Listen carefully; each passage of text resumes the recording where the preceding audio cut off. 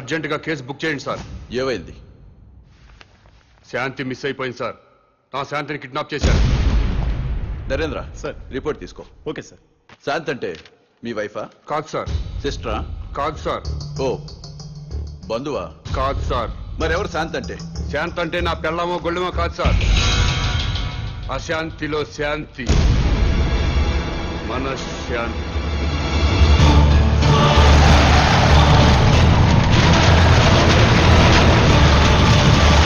శాంతి కపోతంలో శాంతి, శాంతి భద్రతల్లో శాంతి, సుఖ శాంతుల్లో శాంతి. ప్రజల్లో ఉండాల్సిన శాంతి మిస్ అయిపోయింది సార్. ఎక్కడ శాంతి ఉంటే అక్కడ ఒకే భాష మాట్లాడుకునే ప్రజలు ఒకరినొకరు ద్వేషించుకోరు సార్. ఎక్కడ శాంతి ఉంటే అక్కడ నా సోదర విద్యార్థులు ఆత్మహత్యలు చేసుకోరు. మహనీయుల విగ్రహాలు ధ్వంసం కావు. ప్రజాసేవ చేయాల్సిన ఎమ్మెల్యేలు ఒకరినొకరు తిట్టుకోరు సార్. ఆ శాంతి గురించి సార్ నేను మాట్లాడేది. మీ పెళ్ళమో నా పెళ్ళమో మిస్ అయిపోతే మీకు నాకు మాత్రమే నష్టం సార్. కానీ ప్రజల్లో ఉండాల్సిన శాంతి మిస్ అయిపోతే దేశం మొత్తం నాశనం అయిపోతుంది సార్. అన్ని ప్రాంతాల ప్రజలందరూ మంచివాళ్లే సార్. కానీ వాళ్ళ మధ్య ఉండాల్సిన సుఖశాంతుల్ని ఎవరో కిడ్నాప్ చేశారు సార్. కిడ్నాప్ అయిన ఆ సుఖశాంతుల్ని వెతికి తీసుకురండి. నా ప్రజలందరూ మళ్ళీ సంతోషంగా ఉంటారు. కాబట్టి వెంటనే కేసు బుక్ చేయండి. మిస్ అయిపోయిన శాంతిని తిరిగి తీసుకురండి.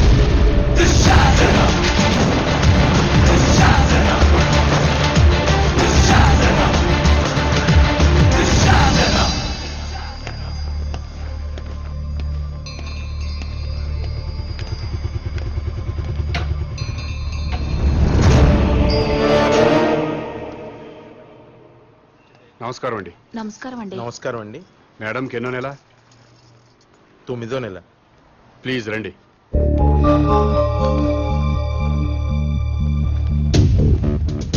డాక్టర్ ఒకసారి లేవండి. అమ్మా మీరు కూడా లేవండి. అమ్మా మీరు అందరూ లేవండి. అమ్మా లేవండి. మీరేంటండి? రండి సార్. డాక్టర్ వీళ్ళందరికీ అబార్షన్ చేయండి.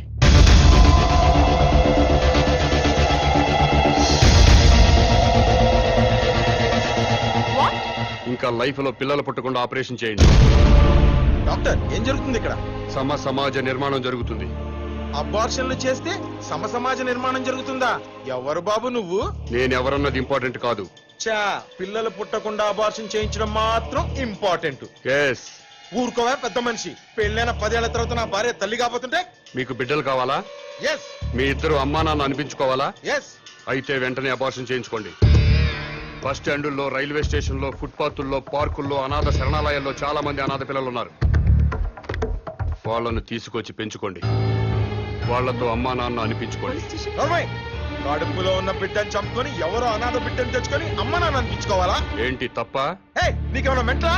ఎవరి బిడ్డో ఎవరికో పుట్టిన బిడ్డ మా బిడ్డ ఎలా అవుతాడు? మీ ఆవిడ ఒంటి మీద ఉన్న చీర స్వయంగా మీరు తయారు చేసుకోలేదుగా? చీరల షాపులో కొన్నదేగా? కొనుక్కున్న చీర మీదైపోలేదా? ఈ బంగారం గొలుసు బంగారం షాపులో కొన్నదేగా? కొని ఇంటికి తెచ్చుకున్న బంగారం మీ బంగారం అయిపోలేదా? అలాగే తెచ్చి పెంచుకున్న బిడ్డ మీ బిడ్డే అవుతాడు. ఇవన్నీ పక్కన పెట్టండి. అసలు మేం బిడ్డల కంటే వచ్చే నష్టం ఏంటి? భూమికి భారం, భారతదేశానికి భారం. 120 కోట్ల మందితో భారతదేశం కిటకిటలాడిపోతుంది.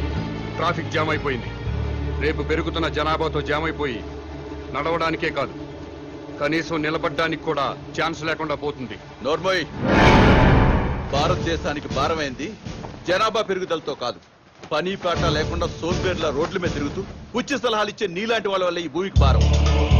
ఇంకోసారి ఇలా పబ్లిక్ లైఫ్ ని డిస్టర్బ్ చేస్తూ కనిపించామనుకో, అరెస్ట్ చేసి పడేస్తాను. Get out.